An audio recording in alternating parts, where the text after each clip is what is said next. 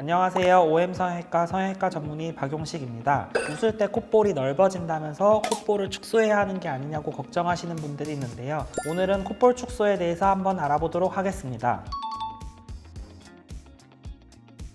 콧볼 축소는 어떤 특정 표정을 지었을 때를 기준으로 하지는 않고요. 무표정일 때를 기준으로 상대적으로 콧볼이 너무 넓거나 혹은 너무 커 보일 때 시행할 수 있는 술기입니다. 콧볼이 크고 둥글어 보이거나 혹은 콧볼 자체의 너비가 넓은 경우에 시행하면 좋은 효과를 볼 수 있습니다. 비율적으로는 눈의 안쪽 내안각 너비를 기준으로 콧볼이 그보다 과도하게 넓어 보이시거나 혹은 입술 너비의 일정 비율 이상 넓어 보이면 콧볼 축소가 필요할 수 있겠습니다. 콧볼 조직이 많을 경우 그 조직을 줄여주기 위해서 절개를 시행하게 되는데요. 우리가 케이크를 자를 때처럼 잘라주어서 과도한 조직을 잘라버릴 수도 있고 또 위치에 따라서 외측 절개 혹은 내측 절개로 나누어 볼 수 있겠습니다. 또한 코 바닥의 너비가 넓으신 분들에는 그 폭을 줄이기 위해서 실을 좌우로 왔다 갔다 해서 조여주는 방식으로 수술하는 경우도 있을 수 있겠습니다. 이 경우에는 구멍만 뚫어서 비절개로도 시행할 수 있겠는데요. 콧볼 조직도 많고 코가 너비도 같이 넓은 경우에는 두 가지 방법을 섞어서 사용할 수도 있겠습니다.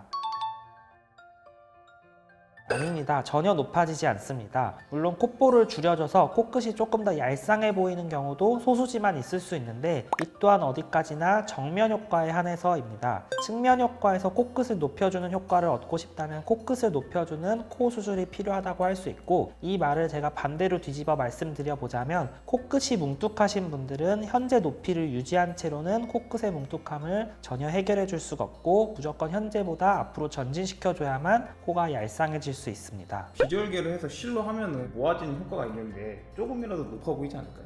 이게 코끝의 비율은 그대로 두면서 콧볼만 축소하게 되면 오히려 코끝의 뭉툭함이 더 도드라져 보일 수가 있기 때문에 오히려 더 뭉툭해 보이는 경우가 많이 있습니다. 콧볼 축소를 비추천해드리는 분들은 결국 콧볼 축소를 시행해서 예뻐지지 않을 경우라고 할 수 있겠는데요. 피부가 다소 두꺼우신 편이어서 콧구멍의 크기가 작은 경우에는 수술 전보다 콧구멍이 오히려 더 작아질 수가 있기 때문에 콧볼 축소를 시행하지 말아야 하겠습니다. 또한 코끝을 높이는 수술 없이 단독으로 콧볼 축소만 시행하게 될 경우에는 이 코끝의 뭉툭한 느낌이 오히려 비율상 더 강조되어 보일 수가 있는데요. 일반적으로 상담받으러 오시는 많은 분들이 본인의 코끝이 조금 다소 뭉툭하다고 생각하기 때문에 이러한 분들은 콧볼 축소를 단독으로 시행하게 되면 코끝이 더 뭉툭해 보일 수 있습니다. 따라서 코끝 수술과 함께 콧볼 축소를 해주거나 아니면 콧볼 축소 없이 코끝 수술만 해줘도 콧볼 조직이 어느 정도 올라가면서 전체적으로 얄쌍한 느낌을 충분히 표현할 수 있는 경우가 더 많다고 할 수 있겠습니다.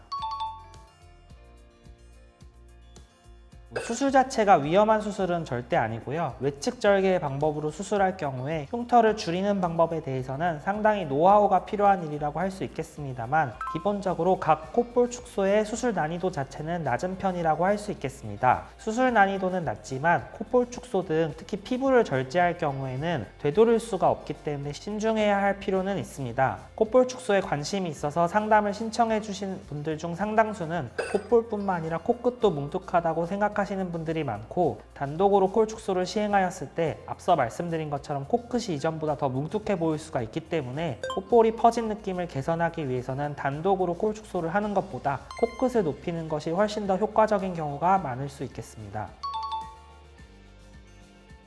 짝짝이 콧구멍도 콧볼 축소로 해결할 수 있는 면이 있지만 일반적으로는 비대칭 교정에 대한 완전한 목표를 달성하지 못하는 경우가 훨씬 많은데요. 양측 콧볼의 길이가 다르다면 이제 좌우 콧볼에 잘라내는 양을 조절해서 비대칭을 교정해 볼 수는 있겠지만 대다수의 분들은 콧볼 자체가 양측 볼에 붙어있는 위치 자체가 다른 경우가 많이 있고, 또한 콧볼을 감싸고 있는 연골도 이제 좌우 차이가 나는 경우가 많이 있기 때문에 사실 그 길이 조절만으로는 비대칭을 교정하는 데는 어려움이 있다고 생각합니다.